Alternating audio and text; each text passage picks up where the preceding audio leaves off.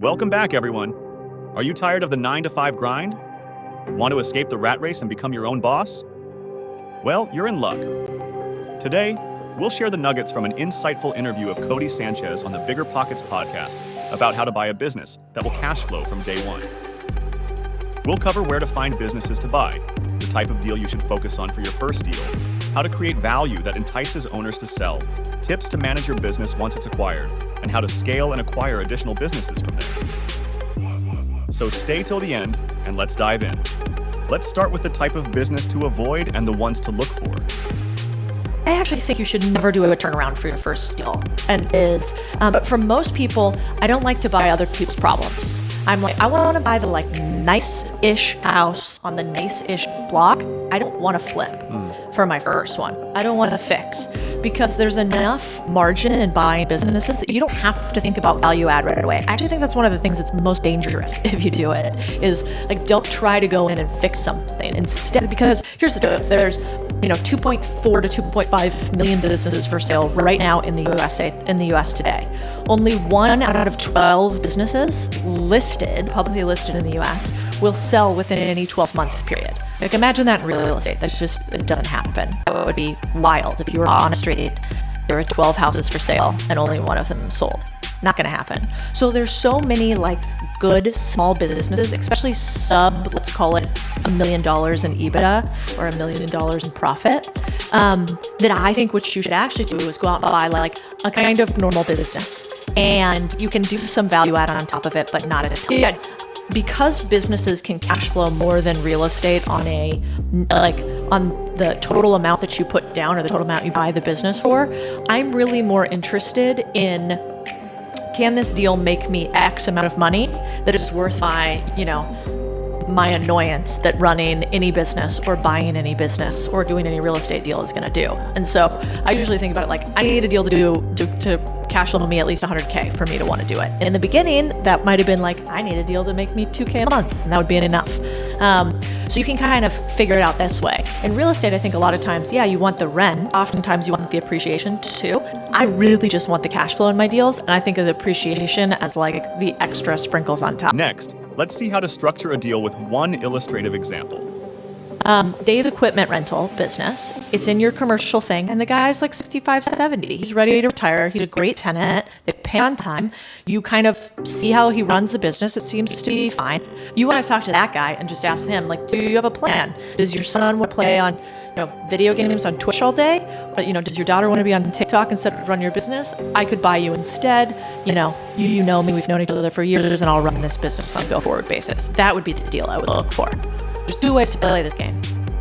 Decentralized leadership, which basically means you do a ton of work up front to hire the right kind of people, and you put systems in place to monitor them, but mostly it's like a colonoscopy to start, followed by, at the end, this person is massively trusted. You're not watching their every move. You're not micromanaging them because you did a lot of the upfront work, and then you just have systems in place with APIs to make sure that they're still running the company well. Option 1. Option 2 would be you have, a process whereby you have your hands involved in a lot of oversight. And that, I think, is where people get stressed out. My businesses, by and large, do not call me.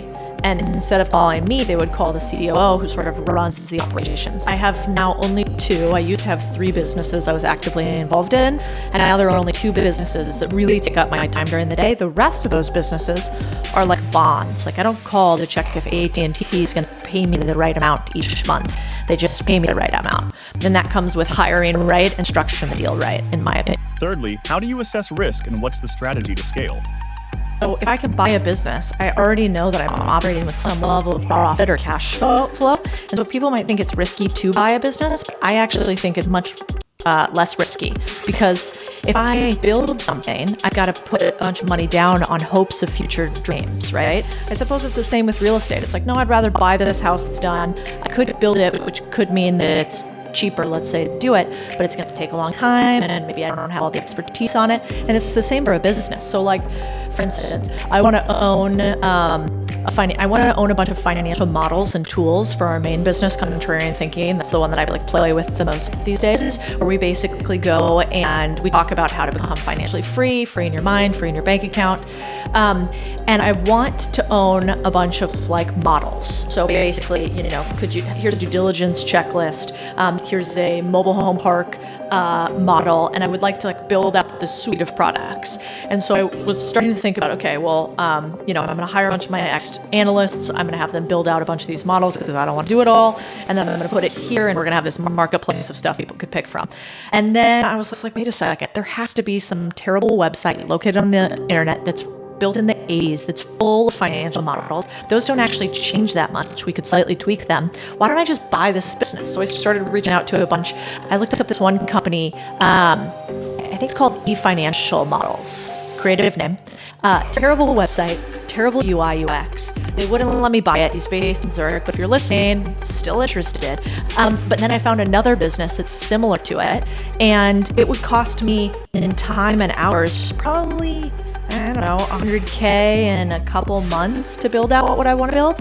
And I think I'll be able to buy this business for maybe $200K. So you save me 3 to 6 months on it. I pay a premium of like 2x on the business. And then, but it's rocking and rolling day one, and it already has income coming in to start, profiting off of. So that's why I like to buy instead of build as much as possible. And PE people are all like this, because the secret is we're not that creative. Like venture capital, startups and founders, they're like super creative. They're coming up with the next Tesla. I don't have that in me, but I can definitely take a business that creates financial models online, give it a new website and upgrade some pretty lipstick on the pig, and this thing can be a lot more valuable than it is day one. 4. How to assess sellers' motivations and how to leverage that in negotiations. I mean, what is the one thing most small businesses are bad at? It's usually sales. Distribution is always a major pain point. So you can get access to a business sort of 2 ways without giving capital. One would be get them more customers, so they'll give you a percentage of the business for the additional revenue, or help them cut costs. Helping them cut costs is, I think, never as fun, and it's sometimes harder to do. So I like, if I'm going to do a revenue share deal with a business, I'll do it based on how much business I could bring in with them. I mean, we just did a deal the other week where we're investing we're not a majority investor, but a minority investor in a company, and they are raising capital, and we wanted it to be meaningful in it, but the level that they're raising capital at, the valuation right now is like, yeah, buddy, I want that too for you, but it's not going to happen in this world. And so I said, hey, listen, like, we'll invest in you, but we're going to invest in you at the last round's valuation, not this one. And the reason why you're going to let us in there is because we're going to be a bullhorn for you. We're going to be a foghorn for you. And is bullhorn a thing? I don't think that's a thing. 5. Finally, where can you find these sweet deals to begin with? So any broker is almost always going to represent the seller. There's not like buy-side brokers. Unless maybe you're really big and then you bring them in-house. And those are usually called business development guys. So the way that you find them is you go to somewhere like Quiet Light Brokerage. You could go to e-commerce flippers.